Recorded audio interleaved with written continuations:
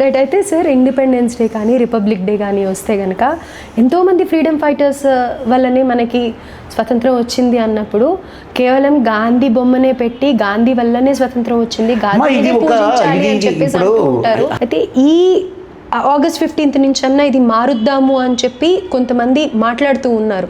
అయితే గాంధీ బొమ్మ ప్లేస్లో ఇంకెవరి చిత్రపటం పెట్టుకోవచ్చు, మనం ఎవరిని నిజంగా ఆరాధించాలి, ఎవరిని నిజంగా మీరు గాంధీ పాత్ర చాలా తక్కువగా ఉంది అని అన్నారు. అయితే మీరు అనలేదు, అదే రిచర్డ్ ఆట్లీ అని అన్నారు. సో ఎవరిని పెట్టచ్చు ఇక నుంచి మార్చాలి అంటే గాంధీకి నెగటివ్గా మాట్లాడే వాళ్ళు, అపోజ్ చేసే వాళ్ళు ఎంతోమంది ఎక్కువైపోయారు, ఇప్పుడు ఎంతోమంది మాట్లాడుతూ ఉన్నారు. సో అలాంటి సందర్భంలో మార్చాలి అనుకుంటే ఎవరి చిత్రపటంతో రీప్లేస్ చేయొచ్చు అని అంటారు? నిజంగా వీళ్ళకి చిత్రపటం ఉండాలంటావా? ఏం భరతమాత ఫోటో పెట్టి జెండా ఎగరేయకూడదు?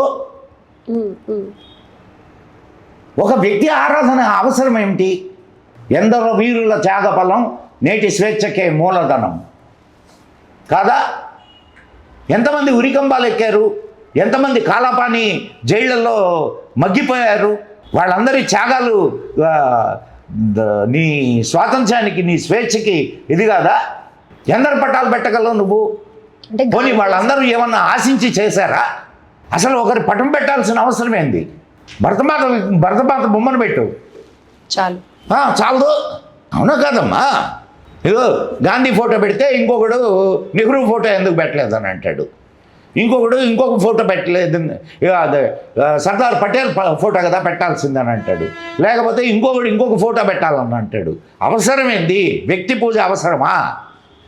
దేశాన్ని నువ్వు ప్రే చేసేటప్పుడు, దేశమాతను గురించి ఇది చేసేటప్పుడు, జెండా వందనాన్ని చేసేటప్పుడు దేశమాతను పెట్టు, దేశమాత పటాన్ని పెట్టి సల్యూట్ చేయి.